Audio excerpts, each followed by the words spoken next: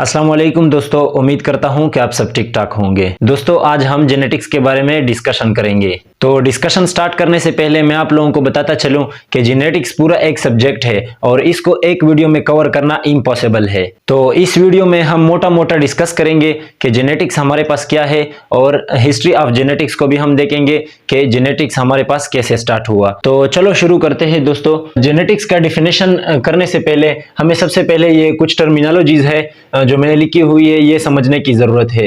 यानी heredity, gene और genetic variation, ये तीन टर्मिनोलॉजीज समझने की हमें सबसे पहले जरूरत है। तो सबसे पहले हम देखते हैं कि हेरिडिटी क्या है। हेरिडिटी दोस्तों वर्षे को कहते हैं, वर्षे को यानी विरासत को कहते हैं। The passing on of physical और mental characteristics genetically from one generation to another. तो जेनेटिकली कैरेक्टरिस्टिक्स यानी खसूसियात जो एक जनरेशन से दूसरे जनरेशन में कन्वर्ट हो जाए, इसको हम हेरिडिटी कहते हैं यानी विरासत कहते हैं। दोस्तों आप लोगों ने अक्सर सुना होगा जो लोग हमारे पास कहते हैं कि ये चीज मुझे विरासत में मिली है, तो इस विरासत को हम क्या कहते हैं? हेरिडिटी कहते हैं। उम्मीद करते हैं आप लोगों को समझ में आ गया होगा। उसके बाद हम देखते हैं जीन, कि जीन क्या है हमारे पास। The basic physical and functional unit of heredity, यानी बेसिक फिजिकल और फंक्शनल यूनिट ऑफ हेरिडिटी क्या है हमारे पास? जीन है। Gene carry the information that makes you who are you and what you look like, यानी जीन की वजह से हमें पता चलता है कि हम कौन है और हम कैसे दिखाई देते हैं। यानी जीन जो है ये तो सबसे पहले तो यूनिट ऑफ हेरिडिटी है, यानी basic physical and functional unit of heredity है। और जीन ही की वजह से हमें पता चलता है कि हम कैसे दिखाई देते हैं। यानी हमारा कलर, ब्लैक कलर या व्हाइट कलर या इंसानों में जितने भी डिफरेंसेस है, ये सब किस वजह से है? ये जीन की वजह से है। तो जीन जो है ये तो सबसे पहले बेसिक यूनिट ऑफ हेरिडिटी है। उसके बाद हमें जीन ही की वजह से पता चलता है कि हु आर यू, यानी हम कौन है, ये हमें जीन की वजह से पता चलता है। And what you look like, और हम कैसे दिखाई देते हैं, ये भी हमें जीन ही की वजह से पता चलता है। उसके बाद जेनेटिक वेरिएशन क्या होता है? Genetic variation means varieties and uniqueness, यानी जेनेटिक वेरिएशन क्या है हमारे पास? Varieties and uniqueness. यानी दुनिया में हमारे पास बिलियंस ऑफ पीपल है, दुनिया में बहुत ज्यादा पॉपुलेशन है, बहुत ज्यादा लोग है और हर इंसान दूसरे इंसानों से मुख्तलिफ है, किसी न किसी तरह से मुख्तलिफ है। तो ये सब हमारे पास क्या है? इन सब को हम क्या कहते हैं? वेराइटीज कहते हैं। और यूनिकनेस कहते हैं कि यूनिक यानी हर इंसान खुद में एक यूनिक इंसान है, दूसरे इंसानों से जरूर उसमें कुछ ना कुछ ऐसे खसूसियात होंगे जो बाकी इंसानों से उसके खसूसियात जो है वो डिफरेंट होते हैं। तो अब आते हैं हम जेनेटिक्स के डेफिनेशन पे। जेनेटिक्स का डेफिनेशन है हमारे पास, the study of genes, genetic variation and heredity is called genetics. यानी जीन्स, जेनेटिक वेरिएशन और हेरिडिटी के स्टडी को हमारे पास जेनेटिक्स कहते हैं। इसलिए मैंने आप लोगों को सबसे पहले हेरिडिटी पढ़ाया कि हेरिडिटी क्या चीज होती है, उसके बाद जीन, उसके बाद जेनेटिक वेरिएशन। तो इन तीनों के स्टडी को हमारे पास कलेक्टिवली क्या कहते हैं? जेनेटिक्स कहते हैं। यहां पर हमने जस्ट जेनेटिक्स को डिफाइन किया कि जेनेटिक्स बेसिकली हमारे पास होता क्या है। तो अब हम जेनेटिक्स के हिस्ट्री को देखते हैं कि जेनेटिक्स की क्या हिस्ट्री है, यानी जेनेटिक्स का कंसेप्ट कैसे स्टार्ट हुआ। तो फादर ऑफ जेनेटिक्स कौन है हमारे पास? ग्रीगर मेंडल। यानी जेनेटिक्स के बारे में सबसे पहला लॉ किसने पेश किया था? मेंडल ने पेश किया था, जिसको हम मेंडल लॉ के नाम से जानते हैं। तो इसलिए इसको फादर ऑफ जेनेटिक्स बोलते हैं। तो इस वीडियो में हम मेंडेलियन जेनेटिक्स को पढ़ेंगे, यानी मेंडल ने जो जेनेटिक्स के बारे में रिसर्च किया था, कैसे किया था उसने रिसर्च, ये सारा इस वीडियो में हम पढ़ेंगे।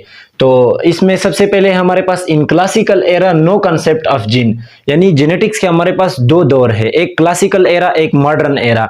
यानी एक क्लासिकल एरा का मतलब यह है कि पुराने जमाने में जो जेनेटिक्स के साइंटिस्ट थे, जो जेनेटिक्स के ऊपर काम कर रहे थे, उसको हम क्लासिकल एरा बोलते हैं। और जो मॉडर्न जमाने में जेनेटिक्स के ऊपर आज तक जो रिसर्च कर रहे हैं, उसको हम मॉडर्न एरा बोलते हैं। तो क्लासिकल एरा में यानी पुराने जमाने में जीन का कोई कंसेप्ट नहीं था। उसके बाद Mendel was not satisfied with the traditional explanation of traits. Traits किसको बोलते हैं? खसलत को बोलते हैं। यानी मेंडल जो था वो सेटिस्फाइड नहीं था ट्रेडिशनल एक्सप्लेनेशन से। यानी क्लासिकल एरा में जो साइंटिस्ट थे उन्होंने कहा था कि पेरेंट्स से ऑफस्प्रिंग में ऐसे कैरेक्टर्स जाते हैं, लेकिन वो जीन की उन्होंने बात नहीं की थी, यानी उन्होंने मैथमेटिकल कोई फार्मूला नहीं दिया था। तो मेंडल जो था वो इसके साथ अनसेटिस्फाइड था। तो उसके बाद मेंडल ने खुद बिटवीन 1856 एंड 1863 यानी 1856 और 1863 के दरमियान he decided to work out on the heredity himself. Mendel ने फैसला किया कि मैं खुद हेरिडिटी पे काम करूं, यानी उसने खुद हेरिडिटी पे, इनहेरिटेंस पे, जेनेटिक्स पे उसने खुद काम करना शुरू कर दिया 1856 और 1863 के दरमियान। ऑन पी प्लांट, यानी पी किसको बोलते हैं? मटर को बोलते हैं। मेंडल ने पी प्लांट के ऊपर खुद काम करना शुरू कर दिया हेरिडिटी के ऊपर। उसके बाद क्या हुआ, over 8 years he approximately work on 2800 P plants, यानी 8 साल में मेंडल ने 2800 पी प्लांट के ऊपर काम किया हेरिडिटी के लिए। तो मेंडल ने पी प्लांट को ही क्यों सेलेक्ट किया अपने रिसर्च के लिए? मेंडल ने इसलिए इसको सेलेक्ट किया क्योंकि इसकी ग्रोथ बहुत तेज है, यानी ये बहुत जल्दी ग्रो करता है, इसलिए इसने इसको सेलेक्ट किया। इसके और भी बहुत सारे रीजन है, लेकिन ये जो बेसिक रीजन है इसका ये है कि ये पी प्लांट जो है ये बहुत जल्दी ग्रो करता है। उसके बाद ही identified the mathematical formula that explains the traits appeared, यानी उसने मैथमेटिकल फार्मूला निकाला पी प्लांट से। उसने बहुत ज्यादा, यानी उसने 2800 पी प्लांट के ऊपर काम किया, तो उसने उससे मैथमेटिकल फार्मूला निकाला कि जो ट्रेट्स होती है, जो खसलतें होती है, वो कैसे आती है, यानी वो कैसे अपीयर होती है। उसने सारा इस पे काम किया, इससे एक मैथमेटिकल फार्मूला निकाला। Also dominant and recessive traits, उसने डोमिनेंट और रिसेसिव ट्रेट्स के बारे में भी बताया कि डोमिनेंट और रिसेसिव ट्रेट्स क्या होते हैं, यानी मैथमेटिकल फार्मूला भी दिया और उसके बाद डोमिनेंट और रिसेसिव ट्रेट्स के बारे में भी बताया, जो कि क्लासिकल एरा से काफी डिफरेंट था। उसके बाद ही द रिजल्ट्स इन 1866, उसने 1866 में अपने रिजल्ट्स को पब्लिश कर दिया।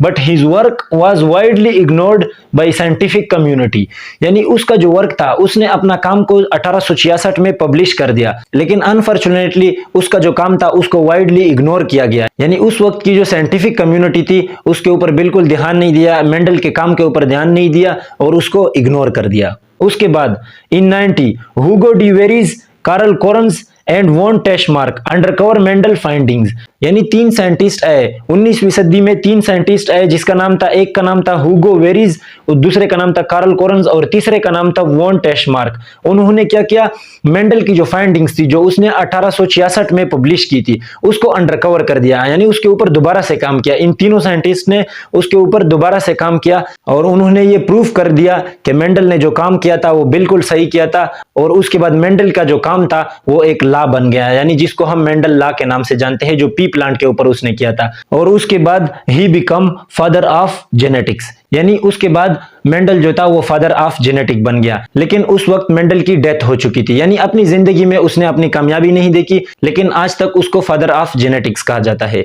दोस्तों, जेनेटिक्स का जो टॉपिक है, इससे पहले भी मैंने आप लोगों को बताया कि ये इंतहाई लेंथी टॉपिक है, इसके ऊपर हम और भी वीडियोस बनाएंगे, लेकिन आज हमने सिर्फ इसको एक टच दिया है, यानी जेनेटिक्स को हमने एक्सप्लेन किया कि जेनेटिक्स बेसिकली होता क्या है। उसके बाद हमने हिस्ट्री में मेंडेलियन जेनेटिक्स पढ़ा कि मेंडेलियन जेनेटिक्स कैसे है, उसकी क्या हिस्ट्री है, यानी मेंडल ने कैसे अपना काम किया था। तो दोस्तों, उम्मीद करते हैं आप लोगों को आज की वीडियो अच्छी लगी होगी। तो मिलते हैं नेक्स्ट किसी टॉपिक में, तब तक के लिए अल्लाह हाफिज।